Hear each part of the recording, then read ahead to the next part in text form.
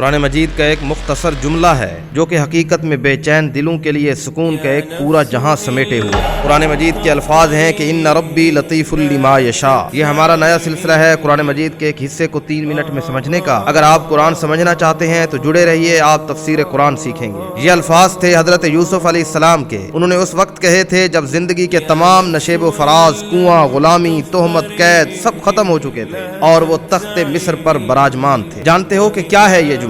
کہ ان ربی لطیف لما یشاء، بے شک میرا رب جو چاہے اس کے لیے بہترین تدبیر کرنے والا ہے۔ یہ اعتراف ہے اس عظیم رب کی لطافت کا جو خاموشی سے بندے کے حق میں فیصلے کرتا ہے اور جنہیں بندہ سمجھ تک نہیں پاتا۔ اللہ تعالیٰ کے لطیف ہونے کا ایک مطلب یہ ہے کہ وہ اتنی باریکی اور نفاست سے کام بناتا ہے کہ انسان کو اس وقت احساس تک بھی نہیں ہوتا کہ وہ مصیبت کے تھیلے میں نعمتیں چھپا کر بھیج رہا ہے۔ یوسف علیہ السلام کو کنویں میں ڈالا گیا تو بظاہر یہ ظلم تھا، لیکن وہ لطیف رب اسی کنویں کو مصر کے تخت تک پہنچانے کا راستہ بنا رہا تھا۔ بہت دفعہ بڑی بڑی تکلیفیں اس لیے آتی ہیں تاکہ آپ کو کسی بڑی ہلاکت سے بچا لیا جائے یا کسی بلند مقام کے لیے تیار کیا جائے۔ ہماری مشکل یہ ہے کہ ہم منظر کو دیکھتے ہیں جبکہ اللہ تبارک و تعالیٰ پس منظر کو دیکھ رہے ہوتے ہیں۔ جب ہم اللہ تعالیٰ کو لطیف تسلیم کر لیتے ہیں تو ہماری شکایتیں ختم ہو جاتی ہیں۔ ہمیں سمجھ آتا ہے کہ جس دروازے کو اللہ نے بند کیا وہی دراصل میری حفاظت تھی، جو راستہ مجھ سے چھین لیا گیا وہی میرے لیے کانٹوں سے بھرا ہوا تھا۔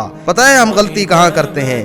جب حالات ہماری مرضی کے خلاف ہوتے ہیں تو ہم مایوسی کا شکار ہو جاتے ہیں۔ ہم بھول جاتے ہیں کہ ہمارا علم محدود ہے اور اس کا علم لطیف ہے، اور آپ کا قرآن آپ کو بتاتا ہے کہ تم کسی چیز کو ناپسند کرتے ہو حالانکہ وہ تمہارے لیے بہتر ہوتی ہے، اور تم کسی چیز کو پسند کرتے ہو حالانکہ وہ تمہارے لیے بری ہوتی ہے۔ ہمیں اپنی فکر کی اصلاح اس بنیاد پر کرنی ہوگی کہ کائنات کا نظام میری خواہش پر نہیں، اللہ کی حکمت پر چل رہا ہے، اور وہی فیصلے بہترین ہیں جو اللہ میرے حق میں کریں گے۔ اگر آج آپ کی زندگی میں ایسی الجھنیں ہیں جن کا حل نظر نہیں آتا، یا ایسی دعائیں ہیں جو ابھی تک قبول نہیں ہوئیں، تو یاد رکھیں کہ وہ لطیف ہے۔ وہ آپ کے حق میں وہاں سے راستے نکالے گا جہاں آپ کا گمان بھی نہیں کیا جا سکتا۔ وہ بند کلی کو خاموشی سے پھول بنا دیتا ہے، وہ کالی رات کے پیٹ سے سورج نکال لاتا ہے۔ تو کیا وہ آپ کی زندگی کی الجھنوں کو سلجھا نہیں سکے گا؟ اپنی پریشانیوں کو اپنے لطیف رب کے سپرد کر کے تو دیکھیں۔ جب آپ یہ مان لیتے ہیں کہ وہ جو کر رہا ہے وہی بہترین ہے تو دل کو سکون ملتا ہے، اور جسے دل کا سکون مل جائے اسے دنیا کی کوئی اور آسائش چاہیے ہی نہیں ہوتی۔